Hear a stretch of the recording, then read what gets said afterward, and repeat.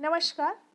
आज हम सामाजिक विज्ञान में कक्षा 8 में अध्याय 8 को देखेंगे, जिसमें हमारा अध्याय का नाम है हास्यकरण से निपटना। पिछले अध्याय में हमने देखा था कि हास्यकरण है क्या। तो हम देखते हैं कि हास्यकरण में कुछ जनजातियां या कुछ जाति या वर्ग के लोग आते हैं जिनको समाज की सभी सुविधाओं से वंचित रखा जाता है और इस वर्ग के लोग की स्थिति बहुत ही निम्न होती है। वो हर तरीके से शोषण का शिकार होते हैं। उच्च वर्ग और बहुसंख्यक वर्ग के द्वारा उनका शोषण किया जाता है। तो हास्यकरण में हम देखते हैं कि हमारे आदिवासी या मूल निवासी या जिनकी संख्या कम है, यानी जिस धार्मिक क्षेत्र में भी हम देख सकते हैं जिनकी संख्या कम है, उनका अधिक से अधिक शोषण किया जाता है। तो ये हास्यकरण के दायरे में आते हैं। तो इससे संबंधित हम प्रश्न एवं उत्तर देखेंगे। यहाँ पर लेसन में कहा गया है हास्यकरण से निपटना। तो किस तरह निपटा जा सकता है? तो हम वर्तमान में देख सकते हैं कि संविधान के द्वारा नागरिकों को कुछ अधिकार दिए गए हैं, जैसे मौलिक अधिकार। तो ये सभी को दिया गया है, चाहे वह हास्यकरण से शिकार कोई जाति या वर्ग के लोग हो या उच्च वर्ग के। तो हम यहाँ पर देखेंगे कि अगर किसी व्यक्ति का शोषण होता है तो वो उससे जाकर न्यायालय में जाकर अपनी न्याय की मांग कर सकता है। तो यहाँ पर हमारा प्रश्न है, पहला प्रश्न, आपकी राय में दलित और आदिवासियों को सामाजिक न्याय प्रदान करने के लिए आरक्षण इतना महत्वपूर्ण क्यों है? इसका एक कारण बताइए।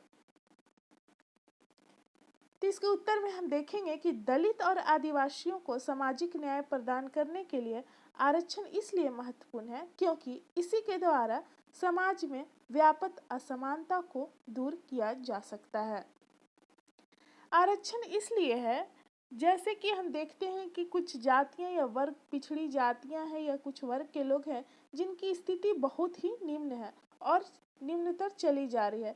तो ऐसे में सरकार ने यह आरक्षण का प्रयास किया है और आरक्षण के द्वारा उनकी स्थिति को सुधारने का प्रयास किया है। अगर उनको आरक्षण नहीं दी जाएगी तो वैसे तबके के लोग और निम्न स्तर तक चले जाएंगे। प्रश्न 2 है, क्या आपको ऐसा लगता है कि रलम को परंपरागत रस्म निभाने के लिए जिस तरह मजबूर किया जा रहा था वह उसके मौलिक अधिकारों का हनन था? ये आपको पेज 99 में मिल जाएगा।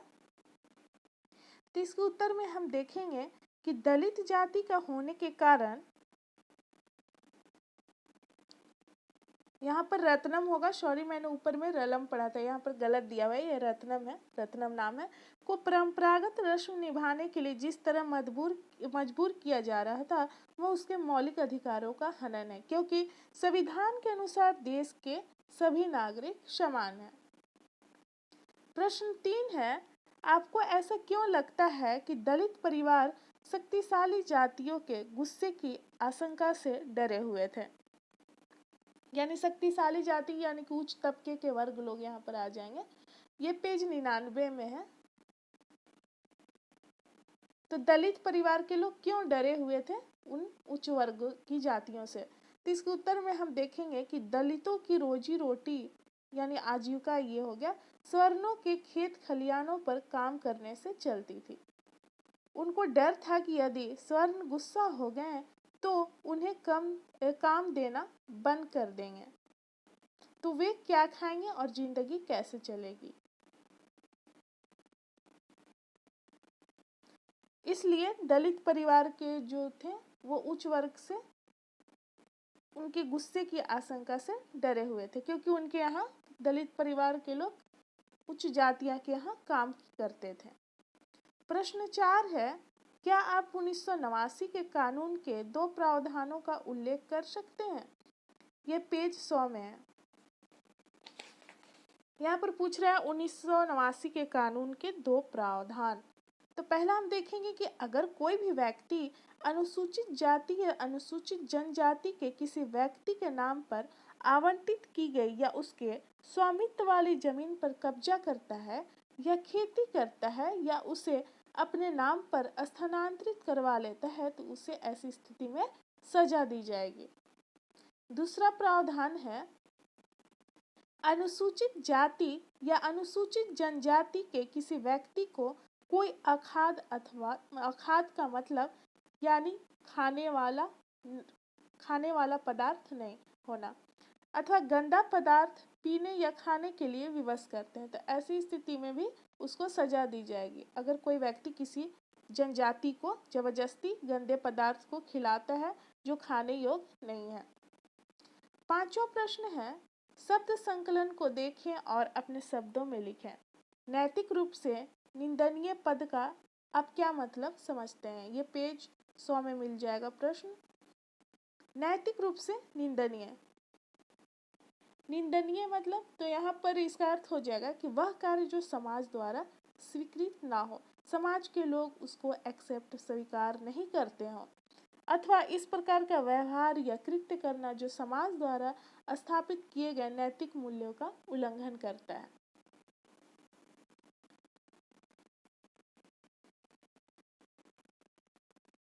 अगला प्रश्न है सिर पर मैला उठाने का आप क्या अर्थ समझते हैं? ये पेज नंबर 101 में मिल जाएगा। तो इसके उत्तर में देखेंगे सिर पर मैला उठाने का अर्थ मनुष्य द्वारा झाड़ू, टीन और टोकरियों के सहारे पशु और इंसानों के मल मूत्र को उठाकर किसी दूसरे जगह पर फेंकना। यहाँ पर ठिकाने लगाना है तो उसके अर्थ होता है कि किसी दूसरे जगह पर जाके फेंकना। तो पहले ऐसे होता था कि एक खेत या मैदान होता था जो किनारे साइड में हुआ करता था और इस वर्ग के लोग क्या करते थे, इन जनजातीय वर्ग के लोग को शोषित किया जाता था, दलित वर्गों को शोषित किया जाता था और उनको मैला फेंकने के लिए मजबूर किया जाता था। अगला प्रश्न है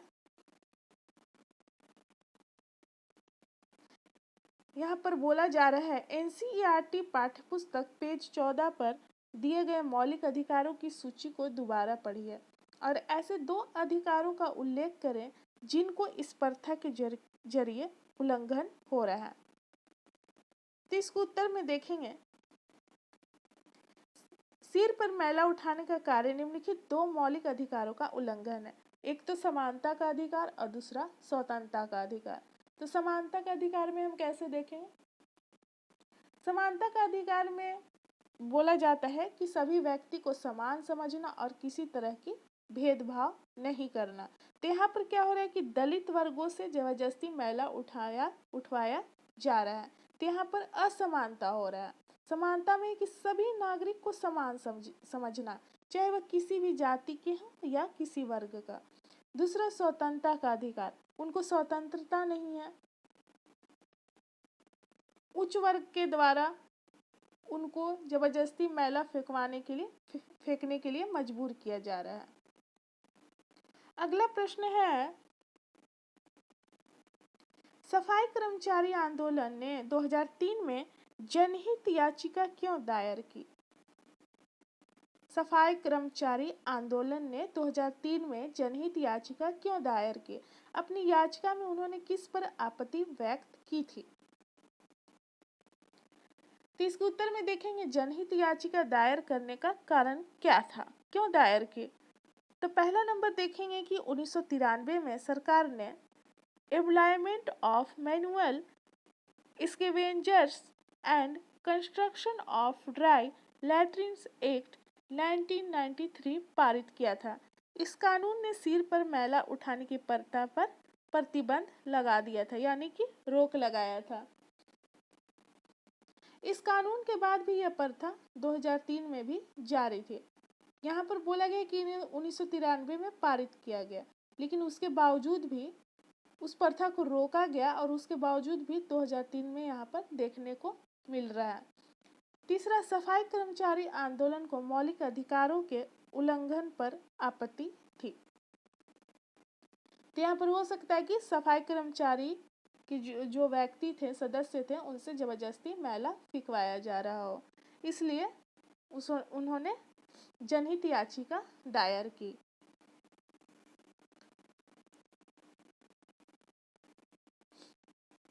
प्रश्न 9 है, 2005 में इस याचिका पर विचार करने के बाद सर्वोच्च न्यायालय ने क्या किया?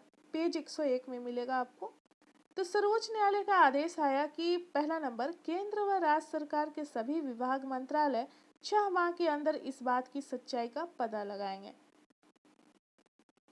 दूसरा, यदि प्रथा अभी भी प्रचलन में पाई जाती है तो संबंधित सरकारी विभाग ऐसे लोगों की मुक्ति और पुनर्वास के लिए एक समयबद्ध कार्यक्रम तैयार करें।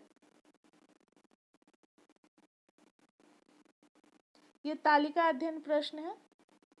प्रश्न 1, योजना की सूची है कॉलम में, दूसरे में ही यह योजना किस बारे में है, और तीसरा, आपकी राय में इससे सामाजिक न्याय को कैसे बढ़ावा मिलेगा, यानी कि समाज का शोषण हो रहा है तो उसको न्याय कैसे मिलेगी।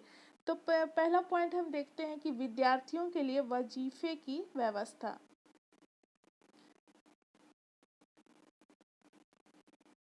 यानी कि विद्यार्थियों को कुछ सुविधाएं दी जाएगी, छात्रवृत्ति भी हम देख सकते हैं।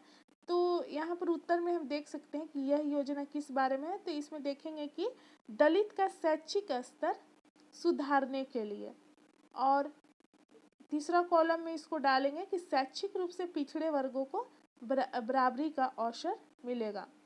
यानी कि जो पिछड़े वर्ग है और अगर उनको सुविधा दी जाएगी, छात्रवृत्ति भी या अन्य किताब कॉपी पुस्तकें जो भी दी जाएगी, तो इससे क्या होगा कि वो पढ़ेंगे और आगे बढ़ेंगे, जिससे बराबरी का अवसर मिलेगा। दूसरा, विशेष थानों का गठन।